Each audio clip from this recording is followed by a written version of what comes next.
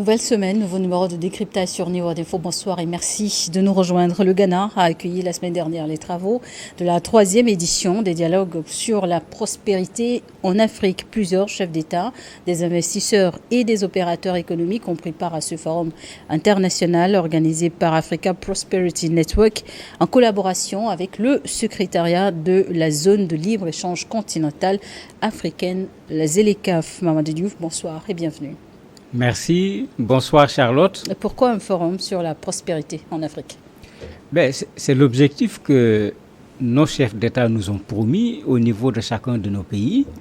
Mais pour atteindre cet objectif, il est indispensable que de la réflexion soit faite de façon prospective pour que l'agenda 2063, qui est l'agenda de l'Union africaine, qu'on puisse arriver en 2063 en ayant des résultats.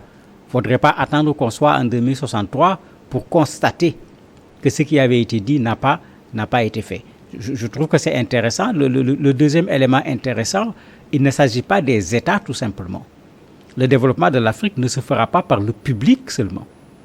Le privé a une énorme place dedans et vous avez vu, les opérateurs économiques étaient là, puisqu'il est clair que quand on parle de prospérité de l'Afrique, ça passera par la question de l'économie, et on ne peut pas parler d'économie en mettant de côté le secteur privé. Et les travaux de ces dialogues se sont essentiellement consacrés aux approches de financement innovantes, des infrastructures dans un partenariat, comme vous le disiez, public-privé. Et cela concerne donc tous les États africains dans une dimension de l'Union africaine. Oui, ça concerne tous les États africains, puisque nous sommes avec le secrétariat de la ZLECAf, comme vous l'avez dit, cette zone de libre-échange au niveau du continent africain. Mais il y a un certain nombre de choses qui doivent être là. Est-ce qu'on peut parler d'une zone de libre-échange quand si je quitte Lomé, je vais aller en Afrique du Sud, je ne peux pas y aller par voie terrestre. Mais si on parvient à faire sortir ces autoroutes dont on parle depuis longtemps, qui traversent l'Afrique du Nord au Sud, d'Est en Ouest, mais quand on veut déplacer les personnes, quand on veut déplacer de la marchandise, mais cela va devenir encore beaucoup plus facile entre nos pays. Pour le moment, cela n'est pas là. Mais il faut qu'on mette en place la réflexion parce qu'on ne peut pas parler de libre-échange quand la question des transports n'est pas résolue. On ne peut pas parler de libre-échange avec le coût des billets d'avion et du fret actuellement au niveau de nos pays. Excessif. Ce qui fait que les gens ne voyagent pratiquement pas. Parce que prendre l'avion pour aller presque dans un pays voisin, mais coûte de quoi presque aller à Paris. La distance n'est véritablement pas la même. Donc il y a quelque chose à revoir sur tous ces aspects pour que la zone de libre-échange soit une réalité. Pas seulement un slogan, et on en a besoin en Afrique, puisque le constat est fait depuis fort longtemps. Le commerce intra-africain a un niveau qui est extrêmement faible.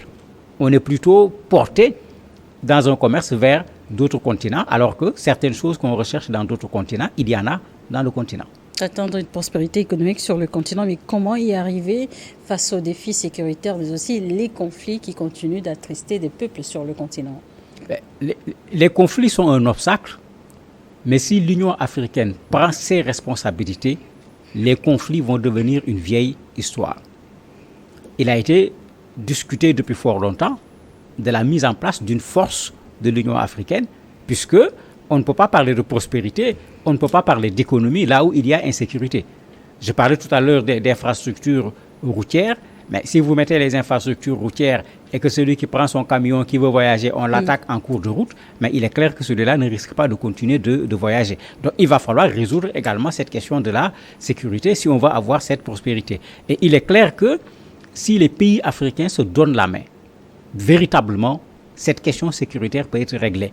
Et réglée ne signifie pas qu'il n'y aura pas d'attaque. Le banditisme, c'est du banditisme.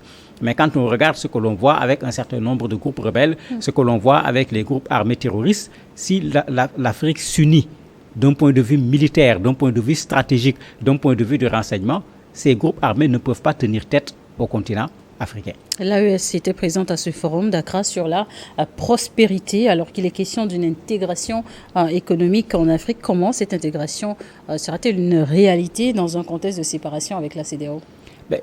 Pour moi, la séparation, je dis toujours, c'est la séparation des chefs d'État. Ce n'est pas la séparation des peuples. Ça ne sera pas la séparation d'un point de vue économique, mais ça ne sera surtout pas une véritable séparation. Parce que nous partageons l'UEMOA déjà, avant d'aller à l'Union africaine. Nous partageons déjà l'UEMOA. Donc, les gens sont sortis de la CEDEAO, qui est un cadre plus large, mais ils sont ensemble dans un cadre qui est encore beaucoup plus restreint, puisque nous continuons à utiliser le franc CFA. Le deuxième aspect, nous partageons l'Union africaine. J'ai toujours dit, mais est-ce qu'on peut parler d'intégration en faisant de la désintégration? Ce n'est pas logique. La stratégie qui avait été utilisée, en voyant la difficulté d'obtenir d'un seul coup une intégration du continent, c'est d'essayer de faire des intégrations par zone. Et dans ces intégrations par zone, la CEDEAO est l'intégration la plus réussie, malgré ce qui existe comme difficulté au niveau de la CEDEAO. Mais ces pays de l'AES font partie du continent africain. Ils sont concernés par la ZLECAf. Ils sont également intéressés par la ZLECAf. Il faut se rappeler la décision que ces trois pays ont pris à la veille du sommet de la CEDEAO, en ouvrant leur espace aux autres habitants de la CEDEAO. Mais c'est parce qu'aucun de nos pays actuellement, quelle que soit la volonté, ne peut se développer en restant dans le cadre de ces frontières qui sont petites d'abord, où il n'y a pas assez de population, où il n'y a pas assez de puissance également sur le plan économique, mais on est obligé d'aller vers cette Union africaine, d'aller vers cette ZLECAf pour qu'on cesse d'enrichir les autres, mais que les pays africains s'enrichissent plutôt les uns les autres. Le forum a réuni dirigeants africains, des décideurs politiques, des chefs d'entreprise, des partenaires au développement. La stratégie de financement en PPP, partenariat public et privé, offre-t-elle plus d'avantages pour nos États? Mais ça offre plus d'avantages pour nos États, mais ça offre plus d'avantages également pour notre secteur privé. Les problèmes sont clairs. Nos budgets sont minuscules. Raison pour laquelle, puisqu'on parlait d'infrastructures là-bas, quand nos États veulent mettre en place des infrastructures, mais généralement, le budget de l'État n'est pas en mesure de prendre en charge ces infrastructures. L'État peut participer, regarder le secteur privé du pays concerné, parce que moi je suis partisan de ce qu'on appelle la préférence nationale, commencer par le secteur privé concerné, et ensuite regarder le secteur privé des pays voisins, pour faire en sorte que si on ne parvient pas dans un pays, à travers un partenariat public-privé national, à résoudre des problèmes, qu'on n'aille pas directement vers les institutions internationales, qu'on cherche dans un autre pays d'autres partenaires économiques. Mais il y a des gens qui sont énormément riches sur le continent africain. Mais si on met ces gens-là ensemble, certains projets que les Africains ne parviennent pas à porter parce que le coût est exorbitant, mais la mise en commun de ces milliardaires africains permet de porter ces projets. Mais si vous demandez à ces gens de venir contribuer, mais il faut créer également les conditions de l'investissement. Qu'il soit clair qu'on ne va pas se réveiller un jour pour lui dire « bon, ton argent est tombé dans l'océan », qu'il soit clair que s'il y a des problèmes, quand il va aller en justice, s'il a raison, la justice va lui donner raison, etc. Parce que les gens n'investissent pas pour le plaisir. Les gens investissent quand ils sont en mesure de garantir la pérennité de leurs biens. Les gens investissent quand ils ont la garantie de pouvoir obtenir des profits. Mais il faut que ces conditions soient créées et ceux qui ont les moyens sur le continent vont pouvoir contribuer dans ce partenariat public-privé. Justement, parlons du coup, les projets en PPP, connaissant un défi majeur, c'est celui de la disponibilité de la garantie souveraine. Les États renoncent-ils de plus en plus à prendre ce risque? Non, ce n'est pas que les États renoncent à prendre ce risque. Ce n'est pas le rôle de l'État de mettre en place toutes les infrastructures. Vous avez ce qui se passe aujourd'hui avec d'autres structures sous forme de partenariat qui ne viennent pas du continent africain, qui viennent nous faire des autoroutes et qui nous font payer en étant en quelque sorte propriétaires avec le BOT de la route de telle année à telle autre année. Ils le font avec les centrales solaires, ils le font avec beaucoup de choses. Mais quand vous regardez, il est propriétaire de la route pendant que la route est dans le meilleur état. Il est propriétaire de la centrale solaire pendant que la centrale solaire marche de la meilleure façon. Au moment où tu deviens propriétaire, après que lui, il a déjà récupéré ce qu'il avait investi, mais tu récupères également, j'allais dire, une ancienneté, pour ne pas dire quelque chose qui va poser problème. Mais ça, il faut qu'on revoie cette forme de contrat. Et qu'on fasse des contrats avec des nationaux, avec des Africains, où l'État va trouver son compte, l'opérateur économique va trouver son compte, on mettra en place également l'infrastructure qu'il faut. L'autre élément qu'il faut ajouter dedans, c'est qu'on pose tout le temps ce problème de technicité au niveau des Africains. Nous ne sommes pas en mesure de faire ceci. Mais quand est-ce qu'on va être en mesure de faire? Si à chaque fois que les projets viennent, on donne aux Chinois par exemple, qui viennent avec leurs propres ouvriers, qui exécutent, qui prennent l'argent et qui repartent avec la technologie. Mais quand ça se fait avec des nationaux, il y aura obligatoirement ce qu'on appelle un transfert de technologie. Finalement, on gagne plusieurs fois, pas seulement dans le fait que c'est l'argent de l'Afrique qui est investi en Afrique, qui produit du profit pour l'Afrique, mais ça donne du travail aux Africains et ça permet aux gens également d'améliorer les compétences en matière technologique pour que, progressivement, qu'on ne soit plus là à dire que telle infrastructure, on ne peut pas le faire avec des Africains, il faut aller emprunter la technologie d'un pays européen ou d'un pays américain. Et comment mieux accompagner le secteur privé pour atteindre les objectifs d'une prospérité économique, notamment en matière de mobilisation des investissements privés, directs, étrangers et nationaux? Tout le monde connaît le système. Les privés nationaux dans tous nos pays ont plusieurs fois saisi nos États pour soit déposer des mémorandums ou ont organisé eux-mêmes des forats où ils ont dit clairement il faut qu'on leur donne leur part au niveau du marché national. Et ils le disent de plusieurs façons. Parce que le marché national, ce n'est pas seulement les infrastructures. Et regardez ce qui se passe de plus en plus dans nos pays. Avec tout ce qu'on nous amène de l'extérieur, y compris en occasion. Comment nos menuisiers vont travailler? Comment nos ouvriers de façon générale, nos artisans vont travailler quand le travail qu'ils devaient faire, on ne leur demande plus de le faire, mais on préfère récupérer ce que les autres ont déjà utilisé. Mais nos menuisiers, nos ébénistes ne seront jamais de très grands artisans parce que nous ne leur en donnons pas l'occasion. Mais regardez ce qu'il y a comme cordonniers dans nos pays. Mais ils sont capables de fabriquer des chaussures.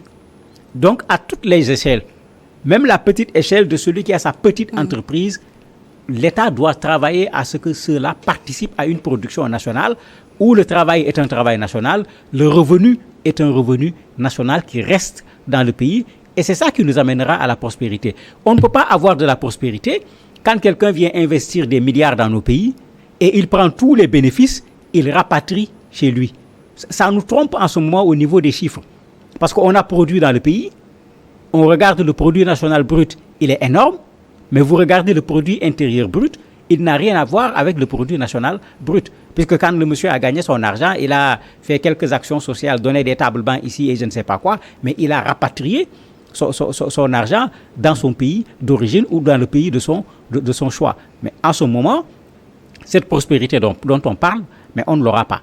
La deuxième chose, quand on va faire ce travail d'industrialisation de l'Afrique, parce que c'est indispensable quand on va avoir de la prospérité, il faut qu'on fasse attention.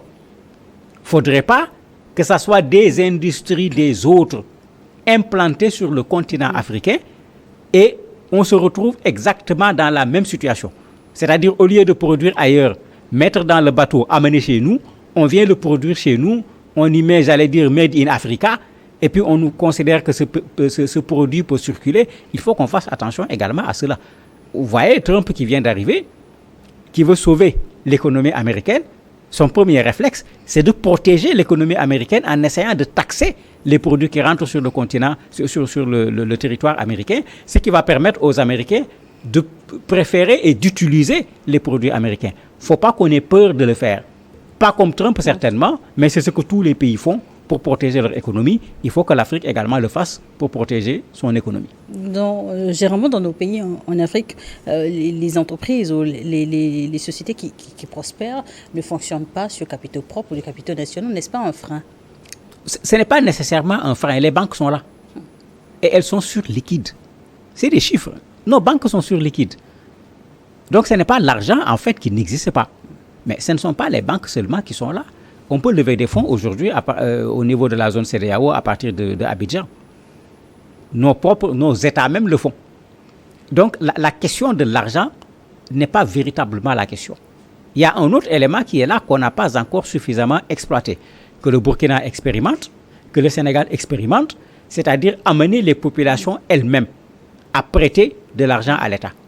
C'est-à-dire ne pas aller même jusqu'à Abidjan, mais à l'interne, mobiliser ce qu'on appelle l'épargne nationale, l'utiliser, le fructifier, rendre aux gens leur épargne, leur rendre également un bénéfice, ce qui a deux intérêts pour nous.